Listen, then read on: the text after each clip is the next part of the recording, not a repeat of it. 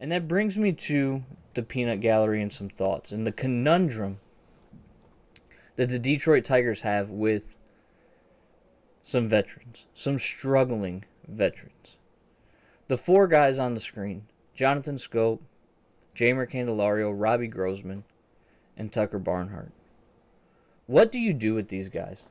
Now, Candelario's still under team next year. He could be offered a contract. Jonathan Schoop also still has one more year on his deal. Robbie Grossman is a free agent at the end of the season. And Tucker Barnhart is also a free agent at the end of the season. But when we talk about these guys, and I'm going to throw some actual statistics at you. Tucker Barnhart right now has a 29.3% K rate and only walks about 8% of the time. He has an ISO. Remember I said earlier in the show that ISO is just strictly raw power numbers. 0.033. And in case you need a translator for that, it's not good. He's got an average of 201. He's got an on-base percentage of 258 and a slugging percentage of 234. His weighted on-base average, remember taking specific events and weighting them appropriately for how well he gets on base, 225. Again, not good. And his ability to create runs is 58% below Major League average. Weighted runs created is at 42. Major League average is 100. Robbie Grossman. Let's look at Robbie Grossman. Robbie Grossman has an ISO of .077. Strikes out 28% of the time. He does walk about 12% of the time. His average is 205. His on-base percentage is 313. And his slugging percentage is 282. His weighted runs created is only 23% below Major League average. Jeimer Candelario walks 6% of the time, strikes out 23% of the time, does hit for a little bit more power at 161 ISO. He's hitting 211 with an on-base percentage of 273 and a 371 slugging percentage. His weighted on-base average is 284. It's getting respectable. But his weighted runs created is 17% below Major League average at 83, with league average being 100. And finally, Jonathan Schoop. Jonathan Schoop he's struggled, he's not struggled, he's struggled, he's not struggled. It's overall been a big struggle. 4% walk rate, 20.5% strikeout rate, is not hitting for much power with a 104 ISO.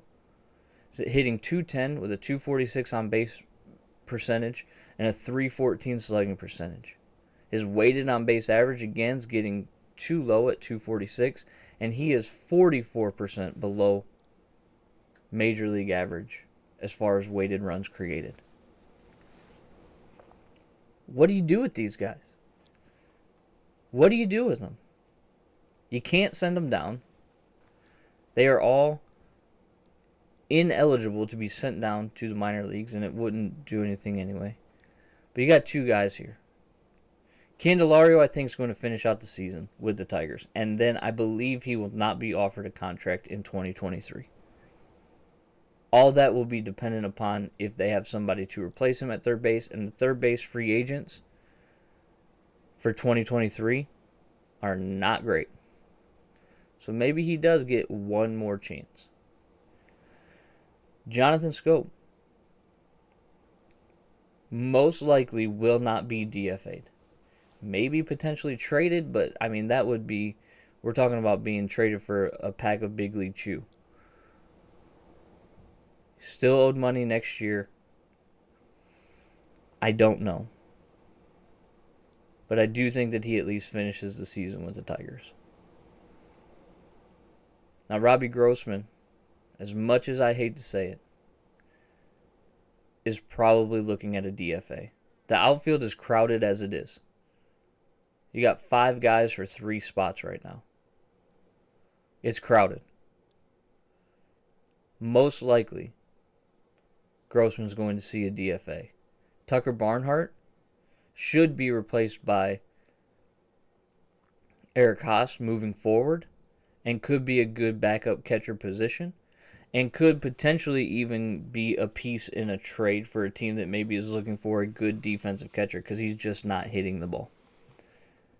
So of the 4 guys, you're most likely looking at 2 of them not finishing the season and 2 of them finishing the season. And this is the conundrum that a team that's rebuilding has, is when you have veterans that are struggling, what type of message are you sending to free agents?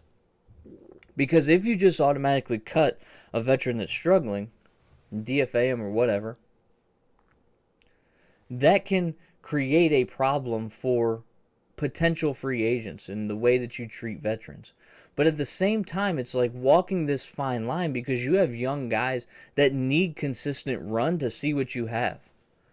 Robbie Grossman is a perfect example of this. He blocks Akil Baddoo. Akil Baddoo has had his struggles and could very well be in a hole that's going to be difficult for him to dig out of. But can he dig out of that playing 1 out of every 3-4 days? I don't know. So if we remove Grossman from the equation, then you have Willie Castro, you have Victor Reyes, you have Akil Baddoo, and you have Reilly Green, who can get more run. It's a conundrum, and it's going to be interesting to see what the Tigers do, and I would expect moves to be made by the end of the week. Once the trade deadline has settled down, and once players have found their new homes for the rest of the season, it's going to be really interesting to see what happens come Friday, come Saturday. Because that's going to really kind of set in motion looks for 2023 and what potentially the Tigers have for 2023. You got guys knocking on the door. Kerry Carpenter is lighting it up in AAA. Now, he's not the answer, okay? Like, he's not a savior type. And if we fall in love with these prospects, you got to understand the jump from AAA to the major leagues is a significant jump. But there's nothing wrong with seeing what you have in a very, very disappointing season. And sometimes that means cutting the guys that are blocking.